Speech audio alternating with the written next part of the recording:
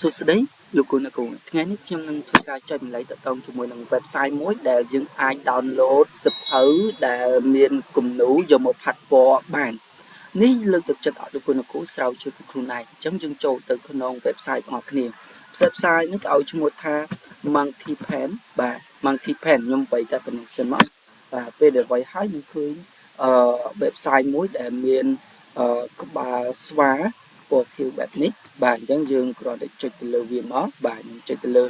website នេះពិតបាទអញ្ចឹងហើយយើងនឹងឃើញផ្ទាំងបែបនេះហើយគឺយើងនឹងមើលមេនុយខាងលើថាតើអ្វីដែលយើងចង់បានអញ្ចឹងខ្ញុំបញ្ជាក់អ្វីដែលខ្ញុំចង់ជម្រាបជូនលោកគ្រូអ្នកគ្រូគឺការ download សៀវភៅ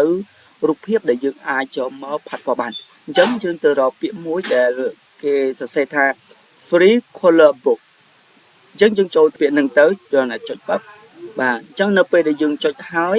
យើងនឹងឃើញរូបភាពជាច្រើនប្រភេទផ្សេងគ្នាយើងចង់បានមួយណាយើងគ្រាន់តែអូសទៅខាងក្រោមបាទយើងចង់បានមួយណាហើយយើងចង់បានបន្ថែមទៀតនេះយើងគ្រាន់តែចុចសញ្ញាព្រួយបែបនេះទៅយើងនឹងទៅ page មួយផ្សេងទៀតអញ្ចឹងយើងចង់បែបណាឧទាហរណ៍ថាខ្ញុំចង់បានរូបទេវតាដែលកំពុងតែដេកនៅលើផ្កាយបែបនេះអូខេខ្ញុំគ្រាន់តែចុចទៅលើปั๊បបាទអញ្ចឹងនេះគឺជាសភៅដែលយើងអាចយកមកគូបានអញ្ចឹងយើងអាចមើលបាននេះខ្ញុំចុចសញ្ញាព្រួយនេះទៅបាទបន្ទាប់មកយើងចង់ download វាយកមកក្រៅដើម្បីយកទៅ print អីចែកឲ្យសិស្សផាត់ពណ៌អញ្ចឹងយើងចុចទៅលើពាក្យថា download free color book PDF អញ្ចឹងយើងគ្រាន់តែចុចប៊ូតុងពណ៌ក្រហមហ្នឹងចុចទៅបាទអញ្ចឹងវានឹង load ទៅផ្ទាំងមួយទៀតឲ្យ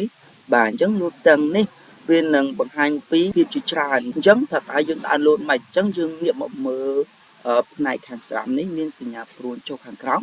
យើងគ្រាន់តែចុចសញ្ញាហ្នឹងទៅបាទហើយវានឹង download ឲ្យយើងអញ្ចឹងយើងគ្រាន់តែដាក់ឈ្មោះទៅឧទាហរណ៍ថារូបទេវតាបាទអញ្ចឹងយើងដាក់មកហើយយើងចង់ដាក់នៅទីតាំងណាបាទយើង save ទៅ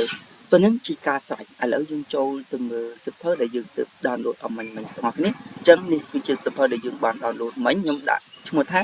រូបទេវតាអញ្ចឹងយើងគ្រាន់តែចុចប៉ាប់បាទអញ្ចឹងវានឹង load ទៅហើយអញ្ចឹងយើងអាចយកមក print ហើយចែកសិស្សបានអរគុណច្រើនសម្រាប់ការទស្សនា